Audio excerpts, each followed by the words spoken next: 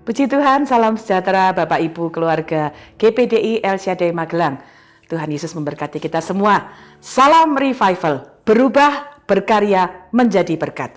Hari ini mari kita belajar renungan firman Tuhan dalam Amsal 13 ayat yang ke-8. Firman Allah berkata demikian, kekayaan adalah tebusan nyawa seseorang, tetapi orang miskin tidak akan mendengar ancaman. Ya, ada satu bagian yang penting yang untuk kita renungkan bersama-sama.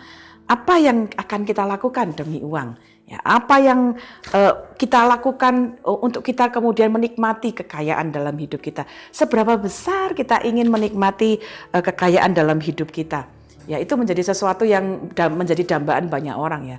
Setiap orang ingin punya berkat yang berlimpah, bisa menikmati kekayaan, bisa menikmati hal-hal yang dia perlukan dalam hidupnya. Ya, itu tentunya menjadi sesuatu hal yang wajar untuk kita inginkan dalam hidup kita ya. Tetapi kita juga perlu memperhatikan apa yang dinasehatkan oleh Amsal ya, dalam Amsal 13 tadi. Firman Allah mengajak kita untuk melihat ada pelajaran dan peringatan yang penting ya ketika kita menginginkan banyak hal di dalam kehidupan kita. Sekali lagi saya bacakan, kekayaan adalah tebusan nyawa seseorang. Nah, ini mungkin sesuatu yang kita perlu perlahan untuk dapat kita renungkan dengan baik ya. Apa maksudnya kekayaan adalah tebusan nyawa seseorang? Tebusan itu adalah harga yang harus dibayarkan untuk kebebasan dari sebuah penahanan ya, atau menghapuskan hukuman atau memulihkan kondisi ya. Kalau ada orang yang mungkin ditahan, kemudian harus dibayar sejumlah tebusan supaya dia dapat lepas dari tahanan itu. Nah, kita melihat ada kalimat yang menarik ketika firman Allah berkata kekayaan adalah tebusan nyawa seseorang ya. Bahwa ternyata kekayaan itu bisa menjadi sesuatu yang kemudian begitu mengikat seseorang ya. Banyak orang yang kehilangan jiwanya ya, harus menukarkan nyawanya menjadi tebusan karena dia tidak berhenti mengejar kekayaan. Nah, ini adalah satu peringatan yang kita dapat belajar bersama. Ingin kaya, ingin diberkati, itu bukan menjadi sesuatu yang salah. Tetapi mengejar kekayaan, tapi mengejar harta tanpa berhenti, ya terus menerus, ya akan membuat jiwa kita, nyawa kita yang justru harus menjadi tebusannya ya. Hasrat untuk menjadi kaya, untuk menjadi sukses yang terus menerus ya. Ada orang yang mengejar kekayaan sepanjang hidupnya, nggak berhenti kerja keras, kerja terus untuk apa? Dapat uang lebih lagi. Sudah mendapatkan uang tetap ingin bekerja lebih lagi tanpa memperhatikan kesehatannya, justru hidupnya menjadi hampa. Karena apa yang dia dapatkan tidak pernah cukup. Apa yang sudah dicapai tidak pernah dapat dinikmati dengan rasa syukur atau rasa puas. Nah, kita akan lihat apa catatan pengkhotbah. Ya, ada satu catatan yang baik di dalam kitab pengkhotbah pasal 5. Saya akan membacakan beberapa catatan firman Tuhan. Pengkhotbah 5 ayat 10 sampai 17. Siapa mencintai uang tidak akan puas dengan uang, dan siapa mencintai kekayaan tidak akan puas dengan penghasilannya. Ini pun sia-sia. Dengan bertambahnya harta, bertambah pula orang-orang yang menghabiskannya. Dan apakah keuntungan pemiliknya selain daripada melihatnya? Enak tidurnya orang yang bekerja, baik ia makan sedikit maupun banyak. Tetapi kekenyangan orang kaya sekali-kali tidak membiarkan dia tidur. Ada kemalangan yang menyedihkan kuliah di bawah matahari. Kekayaan yang disimpan oleh pemiliknya menjadi kecelakaannya sendiri. Ya, ini adalah satu hal yang perlu kita perhatikan. Ingin kaya, ingin menikmati sesuatu berlimpahan itu tidak tidak salah, tetapi mengorbankan diri kita karena mencintai uang lebih dari segalanya. Itu yang perlu kita waspadai. Jangan sampai kemudian itu akan menjadi jerat bagi diri kita.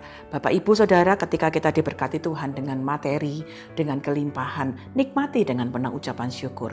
Ya, nikmati kekayaan kita. Bapak Ibu mungkin ingin beli sesuatu, boleh ya, tetapi kemudian kita perlu berhati-hati, jangan sampai kemudian kita mencintai uang, mencintai harta kita lebih dari segalanya, membuat kita tidak puas dengan apa yang kita miliki, sehingga kita memaksa diri kita sedemikian rupa untuk kemudian mengejar kekayaan lebih dari segala sesuatu.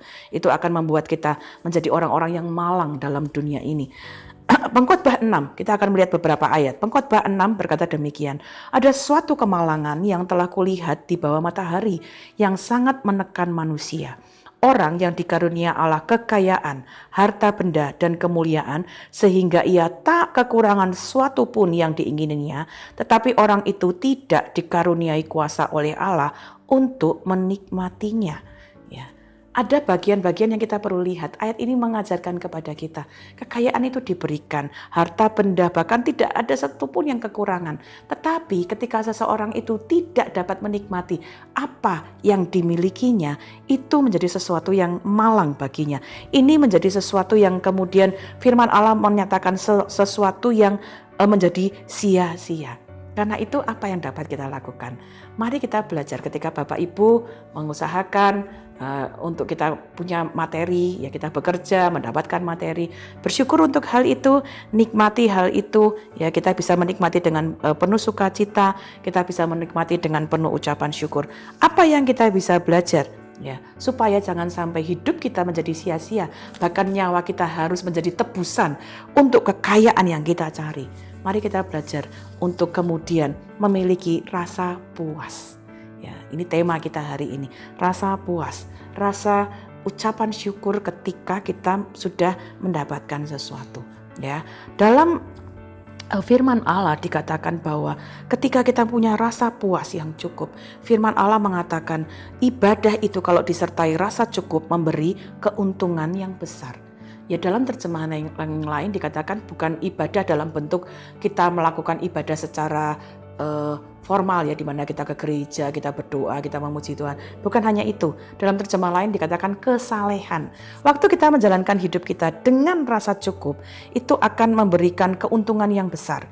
Ayat 7 berkata, sebab kita tidak membawa sesuatu apapun ke dalam dunia, dan kita pun tidak dapat membawa apa-apa keluar. Asal ada makanan dan pakaian cukuplah. Tetapi mereka yang ingin kaya terjatuh ke dalam pencobaan, ke dalam jerat, dan ke dalam berbagai-bagai nafsu yang hampa dan yang mencelakakan, yang menenggelamkan manusia ke dalam keruntuhan dan kebinasaan. Ayat 10, karena akar segala kejahatan ialah cinta uang. Sebab oleh memburu uanglah beberapa orang telah menyimpang dari iman dan menyiksa dirinya dengan berbagai-bagai duka. Ya, Bapak Ibu, mari kita belajar benar-benar untuk kemudian kita menjadi orang-orang yang bekerja dengan sebaik-baiknya. Kita bekerja untuk mendapatkan materi, dan ketika kita menikmati, kita dapat membeli sesuatu, kita dapat menikmati itu, nikmati dengan penuh ucapan syukur, miliki rasa puas, miliki rasa ucapan syukur, sehingga kita juga dapat menikmatinya dengan baik, tidak membuat kita kemudian terjerat kepada hal-hal yang dapat merugikan kita, yang dapat membuat kita kesulitan sendiri. Misalnya Bapak Ibu bekerja dan mendapatkan sejumlah gaji, sejumlah berkat, dan itu cukup untuk membeli sepeda motor, ya nikmati itu dengan sukacita, ya sehingga kita menikmati dapat memakai sepeda motor itu dengan baik, ya. Kita jangan kemudian memaksakan diri kita untuk memiliki mobil yang mewah sementara keuangan kita belum sampai ke sana, dan kemudian kita mencintai uang, berusaha mengerjakan banyak hal, ya, bekerja dengan sedemikian rupa sampai memaksa diri kita atau bahkan melakukan hal-hal yang tidak benar. Itu akan membuat kita justru menjadi orang-orang yang tidak mengalami, tidak menikmati apa yang Tuhan sudah berikan dalam hidup kita. Karena itu mari kita belajar. Firman Allah berkata, jadilah orang-orang yang ketika diberkati Tuhan menikmati dengan sukacita, dan juga kita belajar menggunakan materi yang Tuhan percayakan kepada kita. Kita perlu ingat harta, benda yang kita miliki itu semua berkat Tuhan, itu milik Tuhan, kita dipercayakan. Jadi ketika kita dipercayakan Tuhan dengan harta, dengan kekayaan, kita perlu mengelolanya dengan baik, mencintai bahwa Tuhan yang memberikan kepada kita, lalu kita juga minta hikmat Tuhan bagaimana saya menggunakan uang saya dengan baik. Bukan hanya untuk kepentingan kita. Bapak Ibu mungkin bisa membagikan itu dengan orang-orang yang membutuhkan, keluarga-keluarga yang membutuhkan. Bahkan mungkin Bapak Ibu dapat membagikan itu untuk memperluas kerajaan Allah, dalam artian mungkin membantu pelayanan-pelayanan misi dan sebagainya. Karena itu mari kita belajar. Firman Tuhan berkata bahwa kekayaan itu dapat menjadi sesuatu yang menjadi berkat kalau kita bisa mengelolanya dengan baik. Dan karena itu mari kita belajar seperti Matius 6 ayat 19 berkata demikian. Kita bukan saja mengelola harta, menikmati harta selama kita hidup dalam dunia ini, tapi kita juga perlu mengingat ada hal-hal yang baik yang kita bisa lakukan untuk bukan hanya harta duniawi, tapi juga harta dalam harta surgawi. Karena itu hari ini mari ikuti pesan firman Tuhan. Gunakan kekayaan dengan baik supaya waktu kita mengelola kekayaan kita di dalam dunia ini dengan baik, itu adalah bagian kita juga sedang mengumpulkan harta surgawi kita. Waktu kita menggunakan harta duniawi kita dengan bijaksana, saat itulah kita juga sedang mengumpulkan harta surgawi kita. Karena kita bertanggung jawab menggunakan uang yang Tuhan berikan, menggunakan materi yang Tuhan berikan. Saya tutup dengan Matius pasal 6 ayat 19. Janganlah kamu mengumpulkan harta di bumi ngengat dan karat merusakkannya, dan pencuri membongkar serta mencurinya. Tetapi kumpulkanlah bagimu harta di surga. Di surga ngengat dan karat tidak merusakkannya, dan pencuri tidak membongkar serta mencurinya. Karena di mana hartamu berada, di situ juga hartamu berada. Matius 6 ayat 33 berkata demikian, tetapi carilah dahulu kerajaan Allah dan kebenarannya, maka semuanya itu akan ditambahkannya kepadamu. Mari kita taruh cinta akan Tuhan dalam hidup kita, sehingga ketika kita dipercayakan kekayaan, kita bisa menerima dengan ucapan syukur, mengelola dengan baik, dan membawa kemuliaan bagi nama Tuhan. Terima kasih Bapak Ibu telah mengikuti Renungan 79. Kiranya renungan ini dapat menolong kita untuk menjadi pribadi-pribadi yang bijaksana menggunakan berkat yang Tuhan berikan kepada kita. Bagi Bapak Ibu yang ingin didoakan atau menceritakan kesaksian, mujizat, kesembuhan, pertolongan Tuhan, pemulihan yang Tuhan kerjakan, mari sampaikan itu melalui chat di WhatsApp 0813-2742-0088. Terima kasih, Tuhan Yesus memberkati. Mari kita berdoa.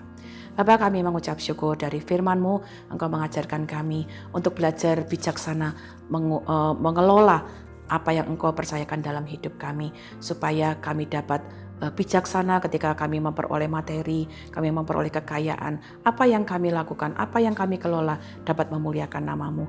Kami berdoa berkati seluruh keluarga GPDI El Shaddai Magelang dalam pekerjaan mereka, dalam usaha mereka, diberkati oleh Tuhan. Mereka memperoleh berkat yang berlimpah dari Engkau, mengelolanya dengan baik, dan itu dapat menjadi berkat bagi mereka dan bagi kehidupan banyak orang. Terima kasih Bapa. Kami mengucap syukur untuk kasih-Mu dalam hidup kami. Terpujilah Engkau Tuhan, hari demi hari Engkau menanggung bagi seluruh keluarga GPDI El Shaddai Magelang. Engkau Allah adalah keselamatan kami. Engkau Allah yang menyelamatkan, Engkau yang memberi keluputan dari maut. Terima kasih Bapa, kami mengucap syukur di dalam nama Tuhan Yesus Kristus. Haleluya. Amin.